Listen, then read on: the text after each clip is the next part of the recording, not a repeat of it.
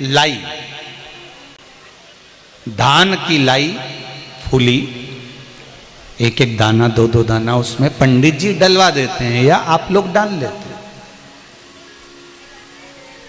उसका कारण क्या है? क्या कारण? शिव और पार्वती ने इस ज्योति को अपनी पुत्री के रूप में माना।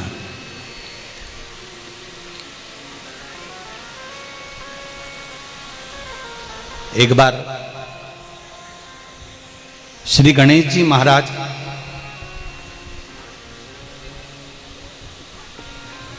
भ्रमण करते करते अपनी माता पार्वती के नजदीक में आ जाते हैं, माता पार्वती के पास आ जाते हैं।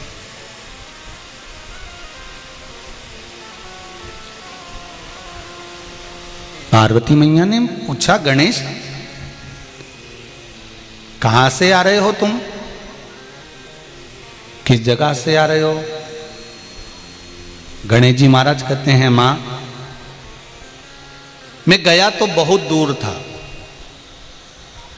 पर मां मैंने कई जगह पर जाकर देखा कि कई स्थान ऐसे थे जहां पर मेरी बहन ज्योति स्थापित नहीं थी, वहां पर विराजमान नहीं थी। मां, कोई जरूरी है कि दीप प्रकट हो या दीप लगाया जाए तभी ज्योति उसमें रहती है, तभी उसकी प्रधानता रहती है? तब माता पार्वती जी ने बड़ा सुंदर संवाद कहा है। आप और हमारे लिए ये संवाद का बड़ा स्मरण रहे। आपके लिए और हमारे लिए इस संवाद का स्मरण, रिटर्न नहीं चल रहा है क्या? इस संवाद का स्मरण आप और हमारे लिए रहे।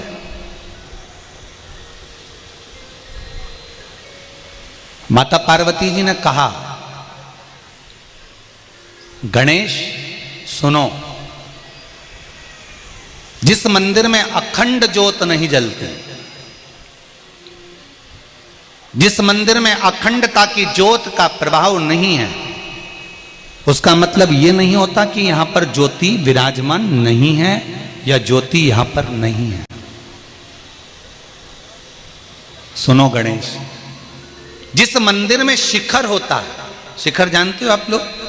मंदिर में नीचे से जो चालू होते होते होते होते बनते बनते ऊपर तक जाता है, ऊपर जो पीतल का एक शिखर होता है, पीतल का जो गुंबज लगा होता है, शिखर लगा होता है, उसकी मूलता क्या होती है?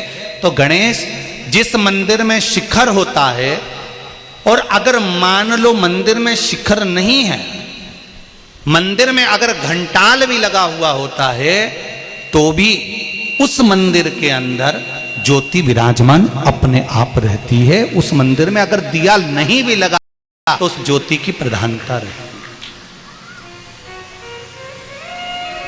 अगर मान लो वहां पर दिया नहीं लगा, दीप नहीं लगा, तो भी वहां ज्योति की प्रधानता है।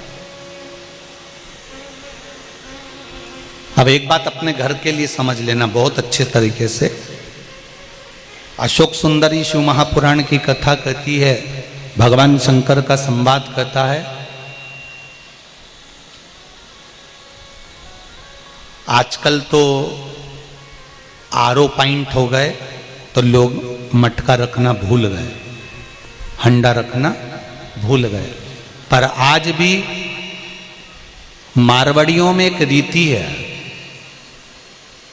भले आरओ लगा हुआ है, आरओ पॉइंट लगा हुआ है, उसके बाद भी मारवाड़ियों के घर में एक मटका, चाहे स्टील का हो, पीतल का हो, मट्टी का हो, तांबे का हो, एक हंडा या बाल्टी या टंकी पानी की भरकर अवश्य रखते हैं।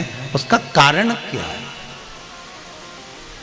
और मुझे विश्वास है कि छत्तीसगढ़ के भी जितने भी लोग, भले वो मारवाड़ी हों चाहे ना हो, सबके घर में एक मटका, एक हंडा, एक टंकी या बाल्टी, कुछ भी जल का एक स्रोत भरकर अवश्य रखते हैं, भले आरओ पॉइंट है ना है वो अपनी पर एक मटका, हंडा, बाल्टी कुछ भी रसोई घर में भरकर रखते हैं। शिव महापुराण की कथा कहती है, आप लोगों में से कई लोग ऐसे हैं जो शाम के समय पर या सुबह के समय पर उस मटके के पास में, उस हंडे के पास में, उस बाल्टी के पास में, उस हंडे के पास में, मटके के पास में दिया लगाते हैं, दीप प्रज्वलित करते हैं। तो शिव महापुराण की कथा कहती है, जिसके घर में रसोई घर में जो हंडा भरा जाता है, जो मटका भरा जाता है, जो बाल्टी भरी जाती है, या रसोई घर में एक हंडा भी अगर हम भरकर रखते हैं तो वहां आपने दीप लगाया ना लगाया, मंदिर में ज्योति लगाई ना लगाई, अगर रसोई घर में कोई पात्र पानी का भरा हुआ है तो ये मानकर चलें कि आपके यहां अखंड ज्योति जली हुई है, आपके यहां ज्योत लगी है। अब इसको प्रस्तुत कैसे करोगे कि गुरुजी आपने तो कह दिया कि हंडा भरा है तो वो ज्योति का प्रतिबिंब है, तो इसको समझना जरा अच्छे से। जब तुम्हारे यहाँ शादी होती है, जब तुम्हारे यहाँ विवाह होता है, शादी होती है, तो दूल्हे की जो आरती उतरती है, दुल्हन की जो आरती करते हो, बहन दूल्हा दुल्हन की आरती करता है, तो उसमें दिया लगाता है क्या? जम के बोलो, नहीं। क्या करते हैं? उस आरती की थाली में पानी का लोटा, पानी का कलश भरकर रख लेते हैं और पानी से आरती उतार लाते, जल से।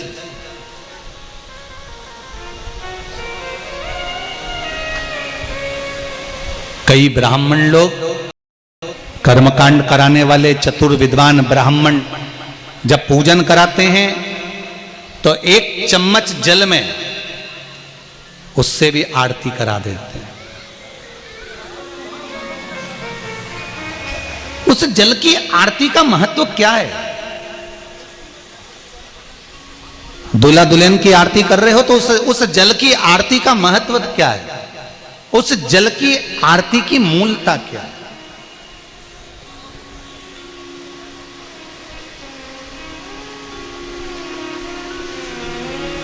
उसका महत्व क्या है? उसकी मूलता क्या है? शिव महापुराण की कथा कह रही है। बंद है कुछ बक्से वक्से देख लो। जल की आरती की मूलता, उसकी महत्वता, उसकी महत्वता क्या है? तो कहा, जो जल का पात्र होता है, जो जल का भरा हुआ घड़ा होता है, मटका होता है, हंडा होता है, ये स्वयं भी ज्योति का प्रतीक होता है। आप लोगों ने कथा सुनी होगी तो उसमें कहा था, जब कुछ दिन के लिए आप घर से बाहर जा रहे हो, कुछ दिन के लिए आप घर से बाहर पहुंच रहे हो, जा रहे हो, और हमने कहा था कि अगर जा रहे हो तो एक लोटा पानी का और उसमें पुष्प डालकर घर के दरवाजे पर रखकर चले जाओ। उसका महत्व यही ज्योति की कथा कर रही है, उसका महत्व यही ज्योति का संवाद कर रहा है कि जब हम घर से जाते हैं, एक पात्र अगर रख कर गए हैं तो भी वो ज्योति का प्रतिबिंब का रूप रख कर गए हैं कि यहाँ पर भगवान शंकर की पुत्री पार्वती जी की बेटी इस जगह पर विराजमान है, इस जगह पर बैठी हुई। शंभु शरणे पड़ी मांगो घड़ी रे,